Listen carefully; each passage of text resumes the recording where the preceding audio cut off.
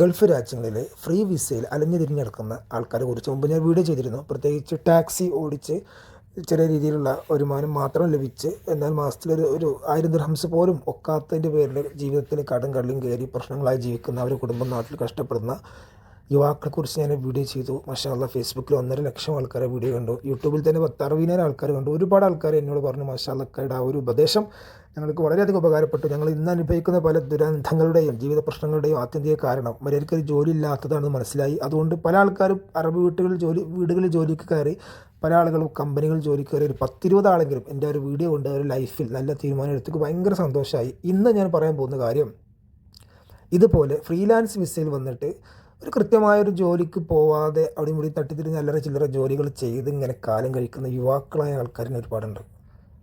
അധികം പ്രായമുള്ള ആൾക്കാരെ പറ്റിയൊരു പക്ഷേ അവർക്ക് ന്യായം ഉണ്ടാവും, ആരും ജോലി തരണില്ല എന്നുണ്ടാവും. പക്ഷേ ചെക്കന്മാർ പറ്റി അങ്ങനെയല്ല. അവരുടെ ഒറ്റ പ്രശ്നം എന്താ അറിയോ, ഒരു കമ്പനിയിൽ ജോലിക്ക് കയറാൻ അല്ലെങ്കിൽ ഒരു കഫ്റ്റീരിയ ഗ്രോസറി അല്ലെങ്കിൽ വലിയ കമ്പനികളിലൊക്കെ ഒരു ഡ്രൈവറായിട്ടൊക്കെ കയറാൻ അവർക്കുള്ള ആകെയുള്ള കാരണം ന്യായം എന്നത് എന്താണ്? രാവിലെ എണീറ്റ് കൃത്യമായ സമയത്ത് എണീറ്റ് ഡ്യൂട്ടിക്ക് പോകാൻ മനസ്സില്ല. അവർക്ക് രാവിലെ 10-11 കിടന്നുറങ്ങണം.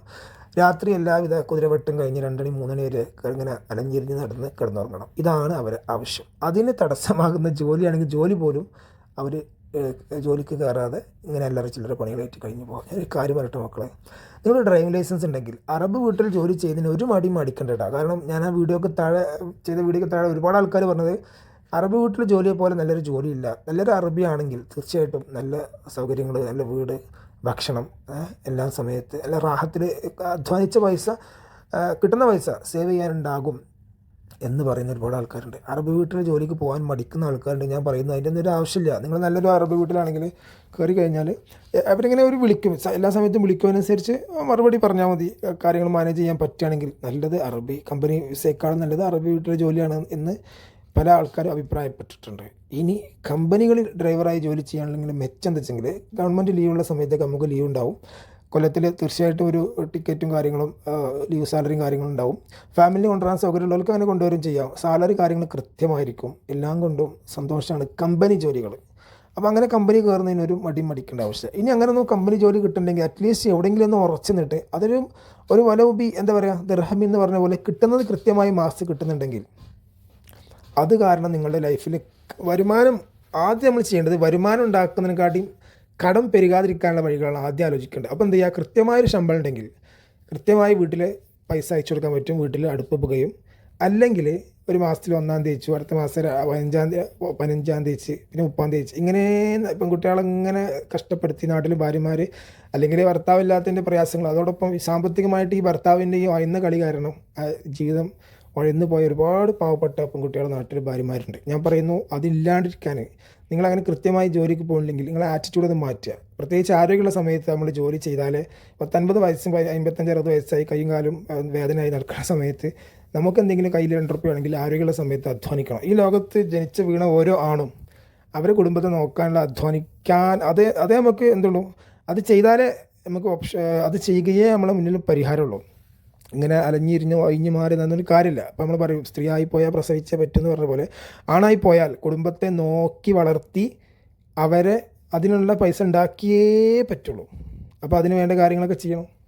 അല്ലാതെ ഇങ്ങനെ ഒഴിഞ്ഞ് നടക്കുന്ന ഫ്രീ വിസയിൽ നടക്കുന്ന ആളുകളെ സത്യം എനിക്ക് സഹതാപം തോന്നും. കാരണം ഒരു ഫ്രീ വിസ എടുക്കണമെങ്കിൽ ഇപ്പോഴത്തെ കണക്ക് പ്രകാരം 8,500 ദിർഹംസ് ചിലവാണ്. 8,500 ദിർഹംസിൻ്റെ അടുത്ത് ചിലവാണ് ഫ്രീ വിസയ്ക്ക്. നാട്ടിൽ എത്രയായി? 2.5 ലക്ഷത്തിന് മേലായി, 2 ലക്ഷത്തിന് മേലായി. ആ പൈസ ഈ 2 കൊല്ലത്തിൻ്റെ അടി ഉണ്ടാക്കണമെങ്കിൽ 10 മാസം ഏതായാലും ആ വിസയിൽ ജോലി ചെയ്താൽ നമുക്ക് ഏറ്റവും കുറഞ്ഞ ആ വിസൻ്റെ പൈസ കവറാവുള്ളൂ അല്ലേ? എല്ലാ ചിലവും കഴിച്ചിട്ട് ഒരു കൊല്ലം ജോലി ചെയ്താലേ വിസൻ്റെ പൈസ മുതലാവുള്ളൂ. അതിനെക്കാട്ടി നല്ലത് നിങ്ങൾക്ക് ഒരു 1,500 രൂപയ്ക്ക് ഒരു കമ്പനിയിൽ വിസക്ക് പൈസ കൊടുക്കാത്ത കമ്പനി ജോലിക്ക് കയറണ്ടല്ലേ. അപ്പോൾ ചോദിക്കും, ജോലി ഉണ്ടെങ്കിൽ കൊണ്ടുപോയി വലിയ വർത്താനം വരല്ലാതെ കമ്പനി ജോലി ശരിയായി കൊണ്ടുപോയി. നിങ്ങൾക്ക് ജോലി കമ്പനിയിൽ കിട്ടണില്ലെങ്കിൽ 2 കാരണങ്ങളോടെ കിട്ടാത്തത്. ഒന്നുകിൽ നിങ്ങൾ ട്രൈ ചെയ്തിട്ടില്ല, അല്ലെങ്കിൽ ആദ്യം താല്പര്യമില്ലാണ്ടൊരു കാര്യം ചെയ്താൽ കിട്ടുള്ളൂ. നെയ്യത്തോലെ മയ്യത്തെന്ന് ഇവിടെ താല്പര്യമുള്ള ആൾക്കാർക്ക് തന്നെ ജോലി കിട്ടുന്നില്ല. അപ്പോൾ ഇങ്ങനെ ഒറ്റക്ക് നടക്കലാണ്. രാവിലെ എണീറ്റ് പോകാൻ താല്പര്യമില്ല ആൾക്ക് ജോബ് സെറ്റാവില്ല. That is the reality. Okay, so ഞാൻ പറയുന്നു, ഫ്രീലാൻസ് വിസ. അതിന് മുന്നേ വേറെ കാര്യം കൂടി ഞാൻ പറഞ്ഞുതരാം. നിങ്ങളുടെ പ്രവാസികളുടെ നാട്ടിലെ ഭാര്യമാർ, ഉമ്മമാർ, അവരൊക്കെ നിങ്ങളുടെ മക്കളില്ലേ, നിങ്ങളെ മക്കൾ അല്ലെങ്കിൽ ഭർത്താക്കന്മാർ ഗൾഫിൽ ജോലി ചെയ്യുന്ന ആൾക്കാർക്ക് എന്താണ് ജോലി എന്ന് നിങ്ങൾ അറിഞ്ഞിരിക്കണം. 2 കാരണങ്ങൾ കൊണ്ട് അറിഞ്ഞിരിക്കണം. ഒന്ന്, നിങ്ങളെ മാപ്പിളക്ക് അല്ലെങ്കിൽ നിങ്ങളെ മകനിക്ക്, ജ്യേഷ്ഠന്, അനുജനോട് ജോലി ഉണ്ടോ, കൃത്യമായ ജോലിയാണോ, മാസം മാസം ശമ്പളം കിട്ടുന്നുണ്ടോ ഉറപ്പുവരുത്തണം. അതല്ല അയാളോട് മടിയും പിടിച്ച് വായി നടക്കുകയാണോ എന്ന് നിങ്ങൾ അന്വേഷിക്കണം. അയാൾ പറയണില്ലെങ്കിൽ ആളെ വിട്ട് അന്വേഷിക്കണം. രണ്ടാമത്, ഇവനുണ്ടാക്കുന്ന പൈസ ഏത് രീതിയിലാണ് നോക്കണം.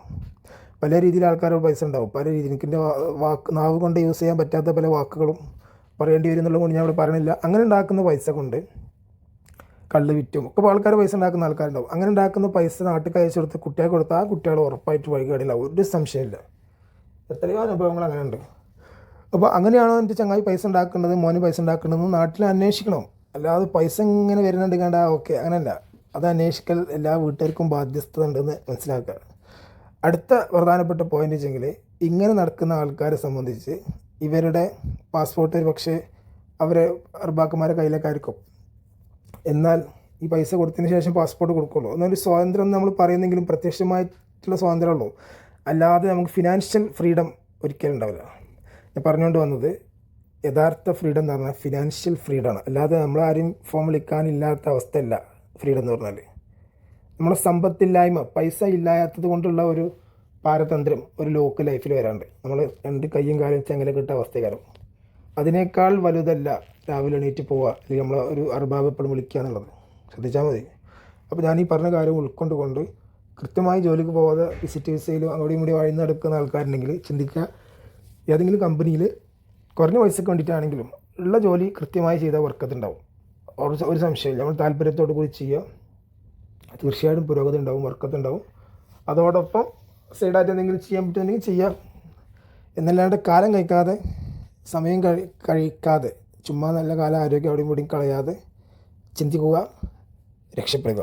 അസ്സലാമു അലൈക്കും.